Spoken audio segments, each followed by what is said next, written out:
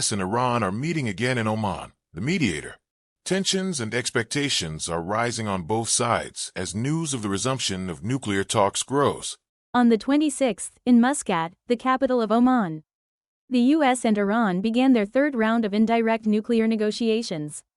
These negotiations were arranged as an extension of the high-level negotiations held on the 12th and 19th through Oman's mediation, and are particularly noteworthy in that they are the first time that technical experts from both sides have participated and begun substantive discussions.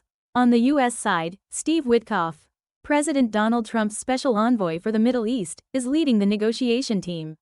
And on the Iranian side, Abbas Araghchi is leading the negotiation team. The technical meeting is being attended by Michael Anton, the U.S. State Department's Director of Policy Planning, and Iran's Deputy Foreign Ministers Kazem Gharibabadi and Majid Takht-Ravanchi, and is holding working-level discussions on key issues.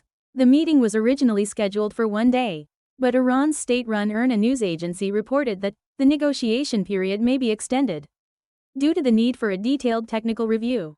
The main agenda of these negotiations is the freezing of Iran's nuclear development and the easing of U.S. economic sanctions. Iran has clearly drawn a line, saying that defense capabilities and missile development are not on the negotiating table. Iranian Foreign Ministry spokesperson Esmail Baghai emphasized in a state TV interview that the missile issue is not subject to negotiations, and this discussion is limited to the nuclear program. The atmosphere of negotiations is cautious, but there is a possibility of some progress. Minister Araghchi said in an interview on the 23rd that negotiations are going well, and that, if the United States does not make unrealistic and excessive demands, we can expect good results. On the other hand, the United States' attitude has also shown some flexibility. In an interview with the Current Affairs Weekly Time on the 25th, President Trump sent a strong message, saying that Israel can decide for itself whether to attack Iran's nuclear facilities, but also said that, "I would prefer an agreement rather than dropping a bomb." He also left open the possibility of diplomacy, answering yes to the question of whether he would meet with the Iranian president or supreme leader to negotiate with Iran. The Trump administration has maintained its goal of thoroughly blocking Iran's nuclear weapons development, while at the same time showing a stance of seeking a diplomatic settlement instead of a military conflict.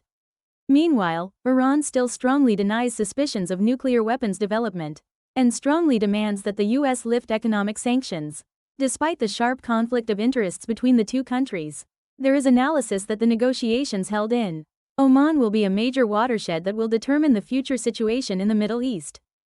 The long road of negotiations between the U.S. and Iran has begun again. Attention is being paid to whether this dialogue will become a new turning point to overcome the conflict.